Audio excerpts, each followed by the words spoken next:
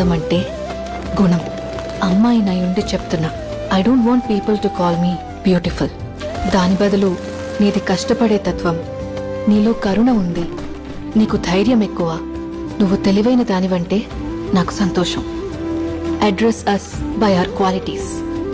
MS Subbulakshmi అంటే భక్తి, అందం కాదు. మదర్ తెరెసా అంటే కరుణ, అందం కాదు. ఐన్ ర్యాండ్ అంటే తత్వం, అందం కాదు.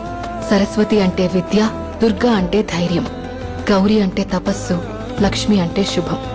ఇలా ఏ దేవతనైనా ఆమె క్వాలిటీస్ కోసమే పూజిస్తారు, ఆమె అందం కోసం కాదు. నీ గుణాలే నీ సంతకమవుతాయి, నీ అందం కాదు. అందుకే ప్రపంచము మగాళ్ళలో కాదు, ఆడదే ఆడదాన్ని అందాన్ని దాటి చూసుకోగలగాలి. అలా అందాన్ని దాటి చూస్తే ఆడదానిలో ఒక సముద్రమే కనపడుతుంది, గుణాలతో నిండిన ఒక దేవతే దర్శనమే.